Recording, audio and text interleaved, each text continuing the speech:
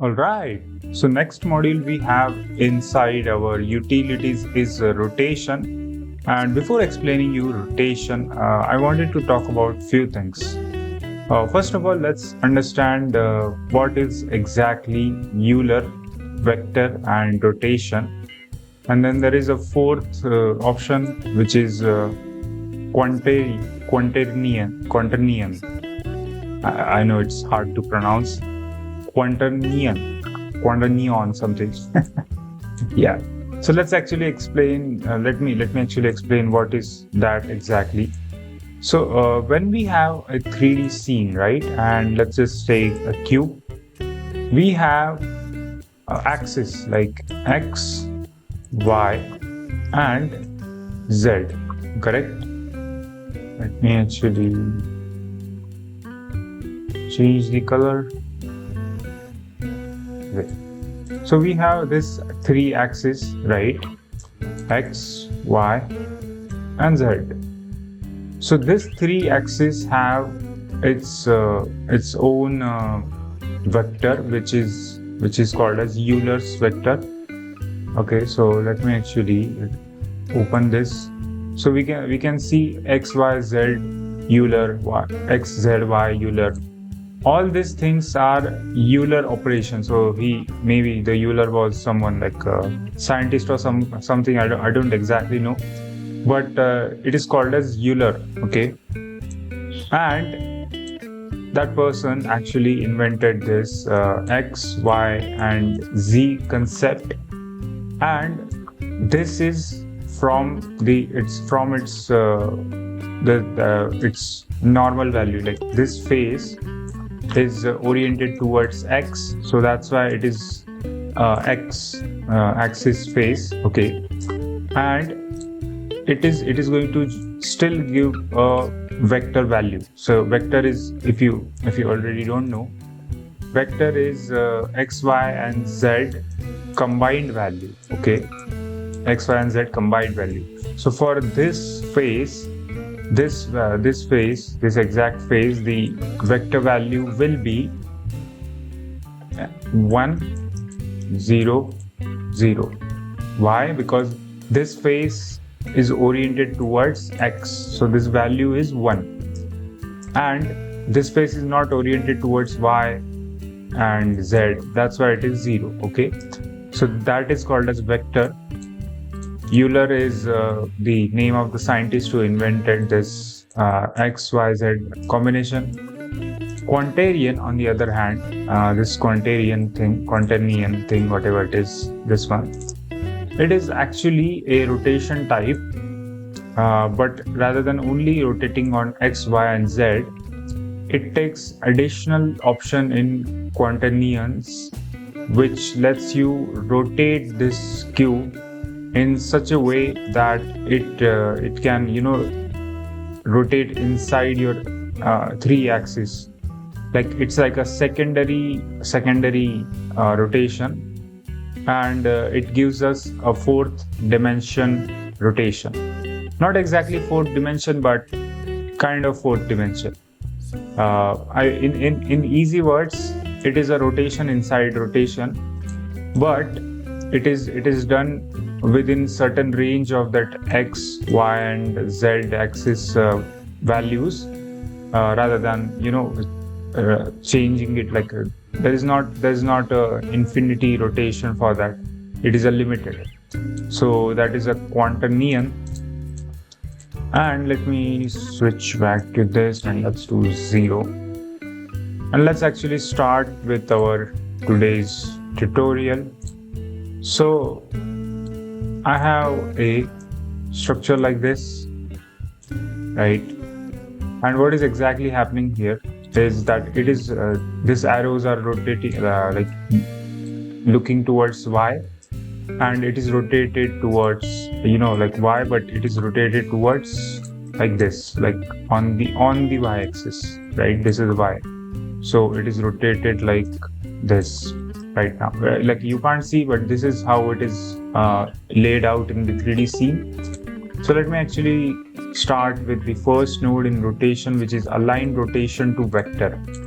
Now if you remember, What is vector? Vector is basically a 3D like XYZ value from that face, which is like in this case we are going to use a normal. So when this is going to give us a normal for each faces, we are going to align that rotation of this arrows collection to the vector values, and that vector value is your normals. So let's actually switch to this and let's keep the normal into vector, because we are going to rotate the rotation, like align the rotation to the vector value, which is normal in this case. So let me put this into my rotation, and now you can see it is rotating everything in that y-axis, as I said. So you can see it is rotating. You can see how it is spawning the arrows on top of the faces. It is because I have distribute points on face selected, that's why. And now we can switch between axes like y-axis, x-axis, which will give us different result. As you can see, it is kind of rotating like that on the x-axis. On the y, it is going outwards, but in the y direction like this on the green axis, and z actually like this, like on top of the on top of that. So this is a z axis. And now we can still switch the x, y and z pivot points to get certain look. But remember, if you both select the z and z axis like a same axis, it will just flatten out. It will not give you any result like this. So if you remove this and this, it is same. So that's why you need to switch the pivot point and you need to check the rotation.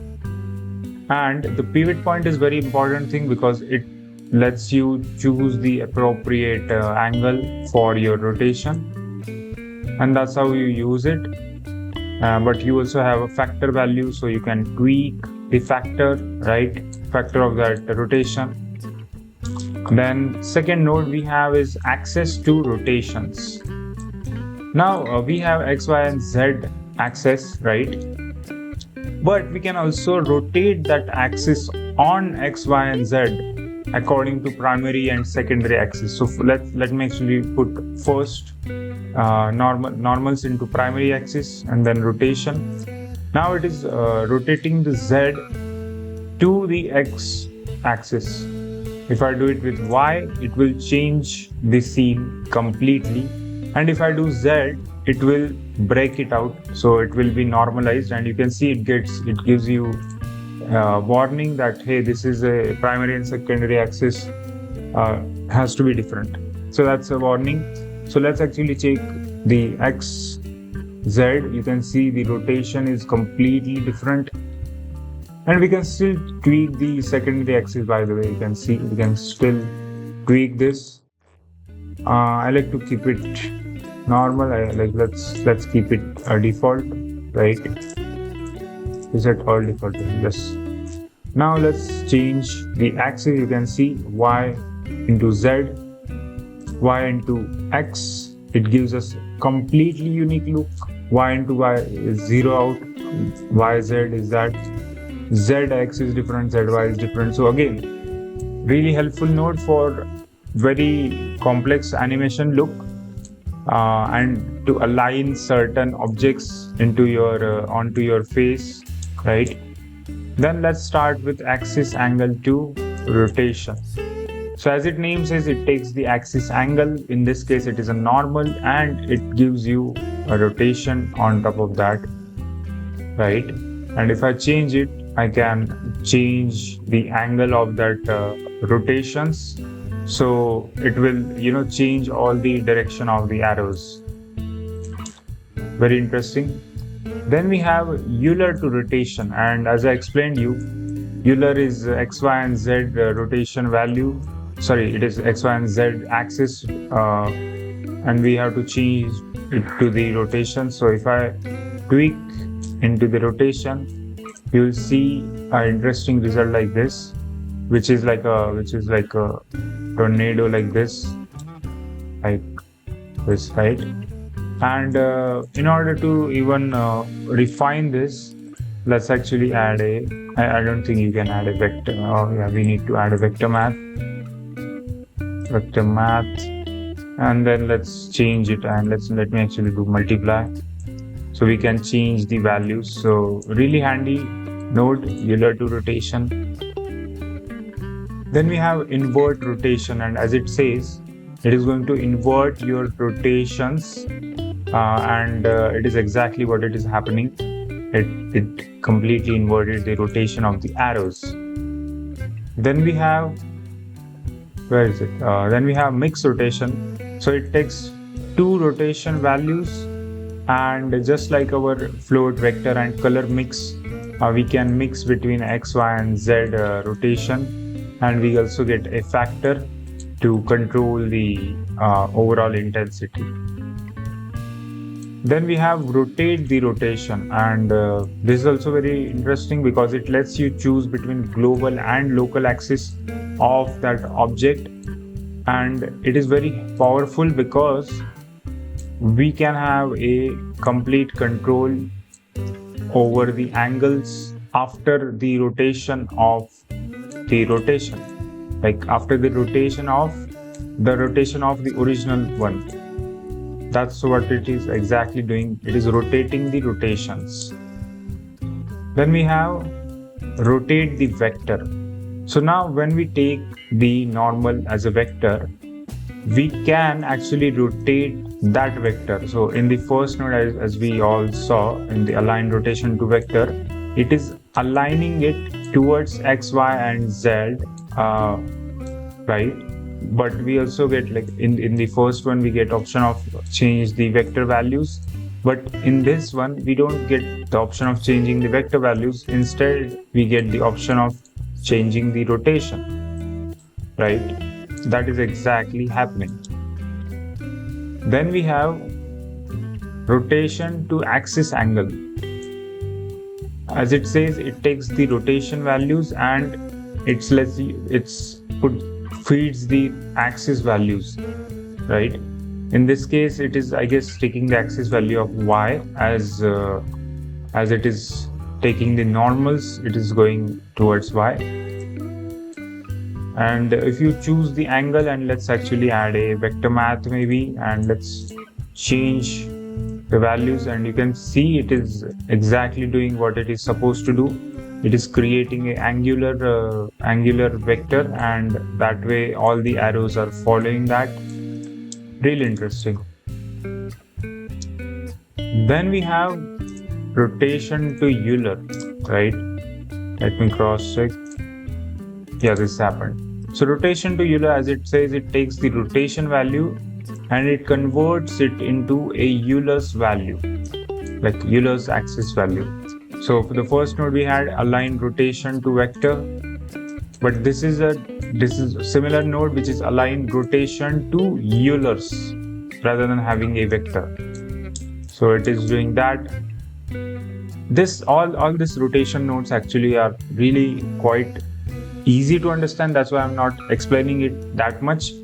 But if you really want some explanation, I will highly suggest you go and read the Blender's manual, because it is much more theoretical there. My point is to just explain you with examples so you can understand what this node exactly does.